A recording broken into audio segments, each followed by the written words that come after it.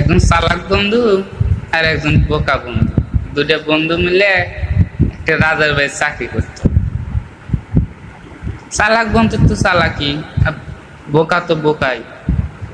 চালার কি কাম, বোকা বন্ধুর ডিউটি পড়লো ওই রাজার মেয়ের বাসভবনে, আর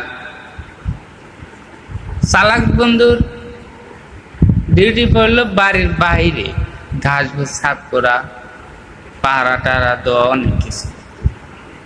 তে ওই চালাক বন্ধু হিংসা হয় বোকা বন্দুক দেখে, শালা বোকা, ওর ডিউটি পড়ছে রাজার মেয়ের আশেপাশে থাকার, তার বাসভবনে, ও তো কিছু করবে পারবো না, কিছুই না।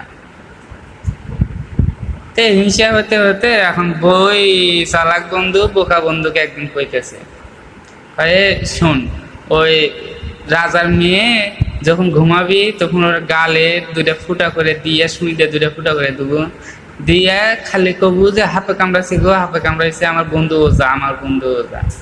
ঠিক তাই। পরের দিন দুপুরে খাওয়া দাওয়া করে রাজার মেয়ে ঘুমাইছে, ওই বোকা যায় কি করছে, ওই রাজার মেয়ের গালে ফুটা করে দিছে, দূরে শুনিতে ফুটা করে দিয়ে চিল্লেছে, সাপে কামড় দিছে গো, সাপে কামড় দিছে গো, আমার বন্ধু ওজা, আমার বন্ধু ওজা। সবাই যখন আসছে, এখন ওর বন্ধু ওজা, এখন ওজাক দেখে লিয়েছে। চালাক ওই গালে চুষে চুষে, রাজার মেয়ের গালে চুষে চুষে বিষ নামাছে, বিষ তো আর কি বাড়ার নামা না, ও গাল চুষে দিছে। এখন এগুলো দেখে বোকা বন্ধু চিন্তা করতেছে, শালা তুই চালাক হয় রে করলো, আমি সারাক্ষণ রাজা মেয়ের আশেপাশে থাকি, আমি গালে মুখি দেই না, চোখি তাকাই না, আমি সততা দেখাই, আর তুই এটা করলু।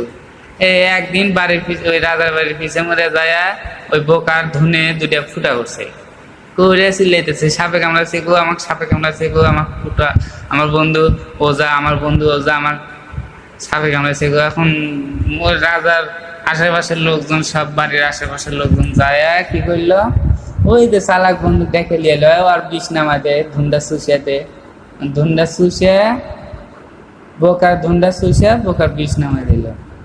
তে ভাই বেশি চালাক হইেন না, বেশি চালাক হলে কোন জায়গায় মুখ দেয় যায় এটা বুঝবেন না।